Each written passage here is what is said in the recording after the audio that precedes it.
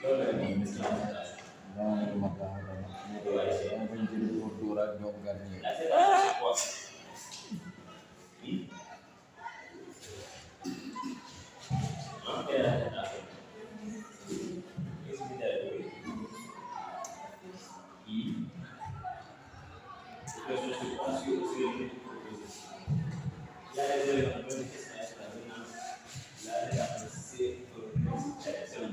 Mais le problème, le résultat, n'est-ce pas? Mais l'acceptation, c'est le résultat qui est une élève sur un sujet, n'est-ce pas?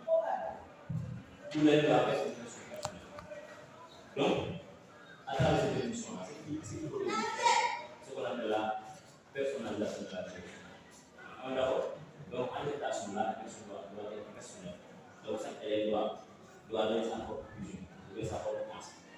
Maintenant, l'acceptation, comme résumé, commentaire, l'acceptation a une méthodologie.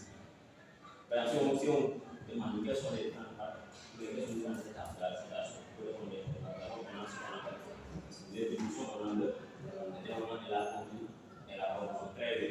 Maintenant, d'abord, l'introduction. L'introduction, c'est l'entrée en matière. N'est-ce pas? C'est l'entrée en matière. C'est ce qu'on appelle le. Bon, c'est la phase préliminaire. La poésie n'est pas un normal, mais un instrument de l'idée. D'abord, dans ce sujet, il est question de pourquoi on parle de quoi ici. On parle de là. D'abord, on parle de là. Le thème, c'est quoi? Très bien, c'est la poésie. Mais d'abord,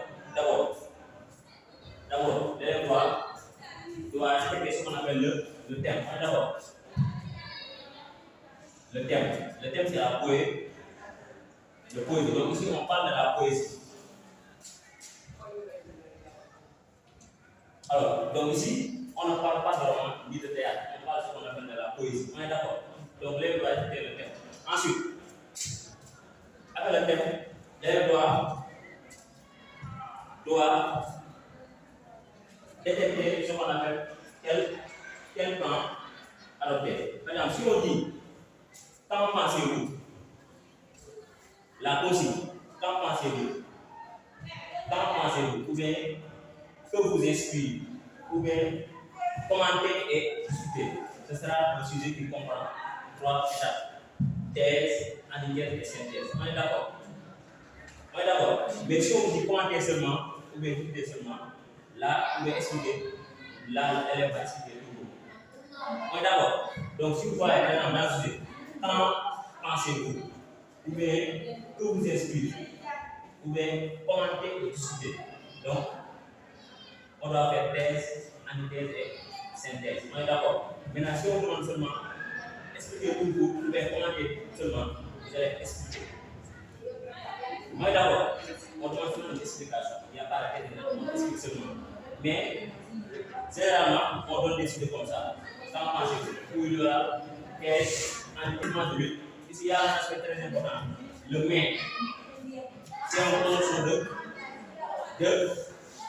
mais c'est une conjonction de coordination. Si on voit mais ou et, donc on a une conjonction de coordination. Par exemple, si on dit ça, la poésie n'est pas un ornement, ou la poésie est un ornement ou un instrument de vie. Par exemple, si on dit la poésie est un ornement ou un instrument de vie. Donc ici, la thèse, c'est ça, l'antithèse, c'est instrument de vie. Ou si vous voyez ou dans le sujet, thèse, il devine mon quête. Antithèse, lui stop avec. Mais moi, vous avez le livre soit, vous avez thèse, après, donc, qu'est-ce que la poésie? La poésie, c'est un art du langage, de la matière, de la mesquine, n'est-ce pas, la explication. Alors, maintenant, donc, à travers cette définition de la poésie, ce qu'on suit, c'est ce qu'on appelle la respiration. Donc, l'écriture poétique a ce qu'on appelle des vers. Si on voit ce qu'on appelle des textes, un texte poétique, on a donné des vers. Donc naturellement, l'écriture poétique contient ce qu'on appelle des vers. Alors, mais, quels sont les fonctions de la poésie? Nous avons la fonction la fonction engagée. Ensuite, on a la fonction esthétique, on a la fonction lyrique, on a la fonction didactique. Oui. Mais, fonction phare, d'abord, engagée. La fonction engagée, hein? Lyrique. Même la fonction musicale. On est d'accord? Musicale. On a également la fonction esthétique. Bon, on est technique, mais ces quatre fonctions sont les fonctions phares de la poésie. Alors, si on parle didactique, moi, on a créé un enseignement. Ça devrait instruire, n'est-ce pas? Donc, le groupe s'est engagé. Ça, didactique, nous représente théâtre, vraiment. On est d'accord.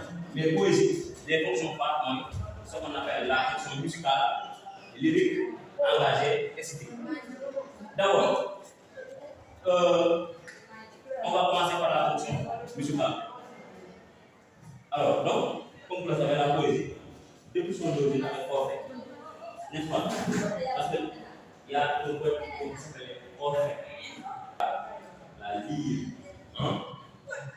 Donc, nous sommes dans la poésie comme de la musique. Il y a également un littéraire ou bien un penseur comme Paul qui disait de la poésie et de la musique avant tout. Maintenant, il faut savoir ce qu'on appelle les informations parce qu'on dit que l'intellect ne donne pas des informations gratuites. Le droit est comme ce sont les informations ou bien les œuvres. Moi, qui n'y a pas. D'accord. Donc, fonction musicale. Donc, la poésie, depuis son origine avec forfait, était chantée, n'est-ce pas, accompagnée de l'instrument de musique appelé la lyre, n'est-ce pas? Donc, la poésie devient un chant car il se repose sur la disposition des rythmes et des armes. Et c'est ce qui va permettre dans ce concours de la poésie et de la musique. N'est-ce pas? Donc, jusque-là, on comprend aisément que la poésie peut avoir une fonction musicale. Oui, d'accord. Alors, donc, en ce qui concerne la fonction lyrique, lyrique d'abord c'est quoi? Hein? Très bien, lyrique, c'est le faire exprimer ses sentiments, que ce soit des sentiments de joie ou de tristesse. Donc, la poésie a une fonction lyrique qui permet au poète d'exprimer ce qu'il ressent, ce qu'il pense. Après, on donne une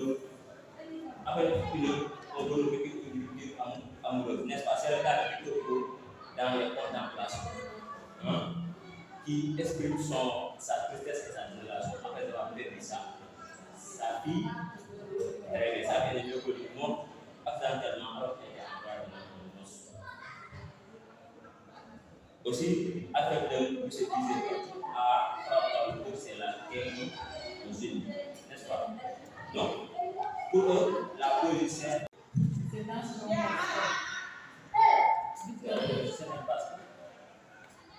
c'est un moyen de défense. Alors,